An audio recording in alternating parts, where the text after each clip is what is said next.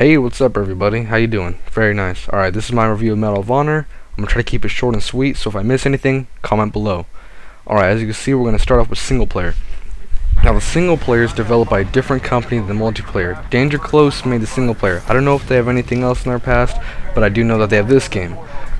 DICE made the multiplayer. They are, if you don't know yet, which you should, they've made the whole Battlefield series, which I think is great. But that's not about this video. Alright, so as you can see here, this mission is pretty hectic. Now, the developer said they wanted to keep it realistic, and they did, to a point, just like they said. It's not like Battlefield or Call of Duty where it's crazy over-the-top action, flying out of planes and stuff. It's realistic, but they also have to keep, the Hollywood audience entertained, the people that want to see the explosions. So they do add some crazy stuff, but they try to keep it balanced out, which I think they did a good job of. Right here is one of the many differences of single-player multiplayer, and as you can see, I'm leaning out of cover. You can also slide into cover, or you can prone down. None of this you can do in the multiplayer. Why? I don't know. DICE just doesn't roll that way, but I guess it's their choice, and it's probably a good one. Here I'm using one of the things that you can do in single-player, which is airstrikes. You have different types in multiplayer, but there are special ones in single-player like this one, and there's big snipers and other things like that, only in single-player again. Right here I'm doing something which I thought was kind of funny, and that's the knife. You can knife as many times as you want in single player, which I thought was just hilarious. You can spam it like crazy. Alright, the thing that if you haven't noticed yet is there's a slight Gaussian blur on the gun's closest end to you, because just like in real life, your eye can't focus on every different depth of view all at the same time. Now right here I'm using a silenced weapon, and we all are obviously, because we're on a more silent mission. There's a lot of missions in the game, and they have a lot of variety, but obviously you're a tier 1, you're kind of supposed to be in there, out there, no one knows, so there are a lot of silenced missions. But if you want, you do have the freedom to just go all guns blazing and be as loud as you want. Alright, right here I get a buddy boost. They have this little buddy system that they kind of use in the game every now and then. What I like about it is that you can at any time go up to a teammate, ask him for ammo, and if you're low on ammo, they'll give you a clip or two. There's two vehicle missions in the game, a helicopter one and ATV one. This is the ATV one. I didn't record the helicopter one, sorry.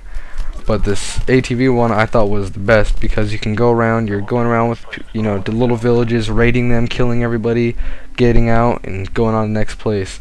And right here, as you can see, a lot of cool little stealth things. There's three main characters in the game: a ranger, which is the guy I'm showing you right now, and then the two tier 1 dudes.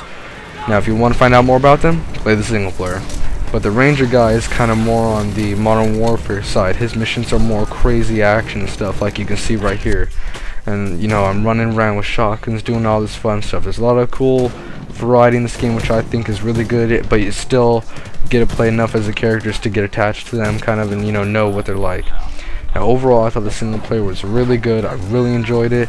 It's not the longest single player, but I mean, you can't really make a war game with a really big, long scenario. It's just kind of hard. But yeah. Alright, sorry about that. Now we're on to the multiplayer. Multiplayer is, like I said, made by DICE, and as you can see already, it kind of has a really different look. If you're a Battlefield fan like me and you play Battlefield Bad Company 2 a lot, you'll notice it's a lot like Battlefield Bad Company 2.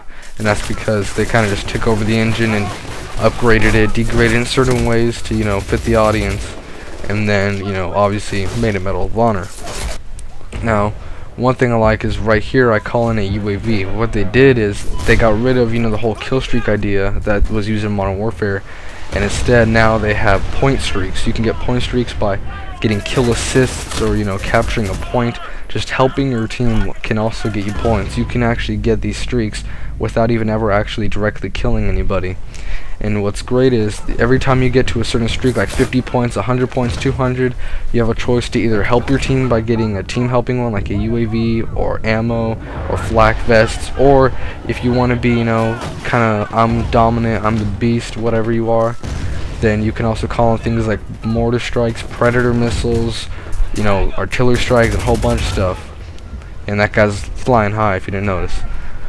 But right here I'm showing this video because if you see this right here, there's a whole bunch of explosions. This is all while we're just holding a point.